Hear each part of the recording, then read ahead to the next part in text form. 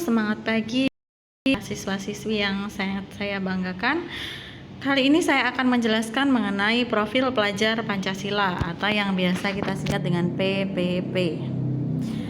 Pancasila adalah perwujudan pelajar Indonesia sebagai pelajar sepanjang hayat yang memiliki kompetensi global dan berperilaku sesuai dengan nilai-nilai Pancasila.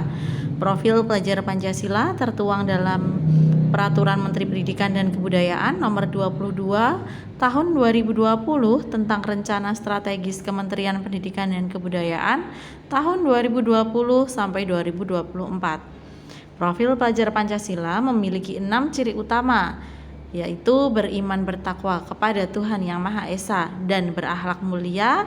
Kemudian yang kedua adalah berkebinekaan global, yang ketiga bergotong royong, keempat mandiri, kelima bernalar kritis, dan yang keenam adalah kreatif.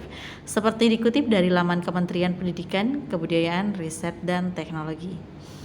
Jadi seperti ini adalah gambaran profil pelajar Pancasila. Jadi ada 6. Kemudian yang pertama adalah beriman, bertakwa kepada Tuhan Yang Maha Esa dan berakhlak mulia. Pelajar Indonesia yang berakhlak mulia adalah pelajar yang berakhlak dalam hubungannya dengan Tuhan Yang Maha Esa. Pelajar Pancasila memahami ajaran agama dan kepercayaannya serta menerapkan pemahaman tersebut dalam kehidupan sehari-hari, baik dalam berkegiatan biasa maupun dalam kegiatan pembelajaran. Jadi seluruh kegiatan pembelajaran itu berpusat pada Tuhan Yang Maha Esa. Kemudian elemen kuncinya ada 5, yaitu akhlak beragama, akhlak pribadi, akhlak kepada manusia, akhlak kepada alam, dan akhlak bernegara.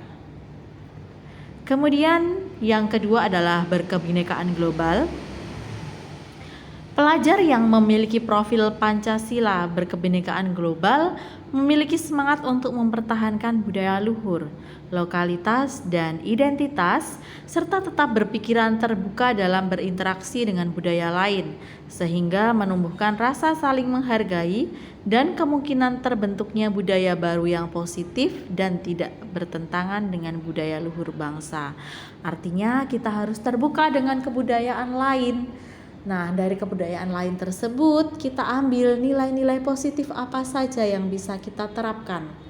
Nanti akan lahir kebudayaan baru yang juga positif kalau kita menerapkannya nilai positif. Jadi ada semboyan saring sebelum sharing. Jadi saring dulu sebelum kalian berbagi.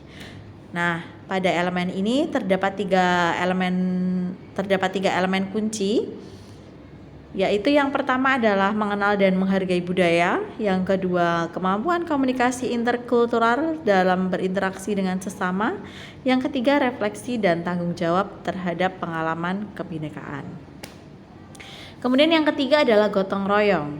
Pelajar Indonesia memiliki kemampuan gotong royong, yaitu kemampuan yang melakukan kegiatan secara bersama-sama dengan sukarela agar kegiatan yang dikerjakan dapat berjalan lancar, mudah, dan ringan. Jadi contoh dalam kegiatan pembelajaran ya adalah pembelajaran masa kini didesain dengan berkelompok. Jadi kegiatan diskusi, proyek yang dilakukan secara berkelompok salah satunya untuk mewujudkan profil pelajar Pancasila bergotong royong. 3 elemennya adalah kolaborasi, kepedulian, dan berbagi. Kemudian yang keempat adalah mandiri. Profil mandiri yaitu pelajar yang bertanggung jawab atas proses dan hasil belajarnya. Yang menjadi elemen kunci profil mandiri adalah kesadaran akan diri dan situasi yang dihadapi serta regulasi diri. Jadi merdeka belajar artinya siswa harus bertanggung jawab atas proses dan hasil belajarnya. Kemudian yang kelima adalah bernalar kritis. Pelajar Indonesia yang bernalar kritis mampu secara objektif memproses informasi baik kualitatif maupun kuantitatif, membangun ketertarikan antara berbagai informasi, menganalisis informasi, mengevaluasi, dan menyimpulkannya. Jadi masih ada hubungannya dengan saring sebelum sharing tadi. ketika kita memperoleh informasi, jangan langsung disebarluaskan. Apalagi saat ini ada banyak sekali berita hoax. Jadi ketika ada informasi, proses dulu informasi tersebut, analisis dulu informasinya, evaluasi, simpulkan, baru komunikasikan. Dalam pembelajaran juga seperti itu.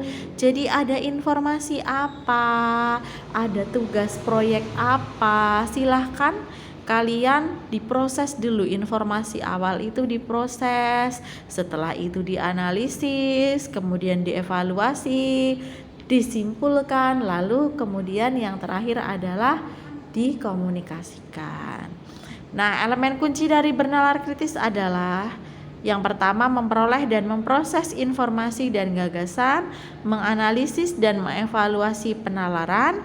Yang ketiga, merefleksi pemikiran dan proses berpikir, dan yang keempat adalah mengambil keputusan. Jadi bernalar kritis ini sangat penting ketika pembelajaran didesain dengan proyek. Jadi pertama, temukan dulu masalahnya, temukan dulu tujuannya. Jadi masalahnya apa, kemudian tujuan kita yang berkaitan dengan masalah tersebut itu apa. Kemudian barulah didiskusikan, dianalisis, sehingga sampai pada tahap yang terakhir, yaitu pengambilan keputusan. Oke, yang keenam adalah kreatif. Pelajar yang kreatif mampu memodifikasi dan menghasilkan sesuatu yang orisinal, bermakna, bermanfaat, dan berdampak. Nah, jadi pelajar saat ini dituntut untuk kreatif agar banyak ide-ide yang muncul. Nah, ide secara pribadi itu orisinal, bermakna, bermanfaat, dan berdampak. Artinya ide-ide tersebut, kekreatifan para pelajar Indonesia berdampak positif untuk perkembangan negara Indonesia pada umumnya dan perkembangan diri peserta didik itu sendiri pada khususnya. Jadi ketika otak kita itu selalu dipaksa untuk kreatif, maka akan terbiasa.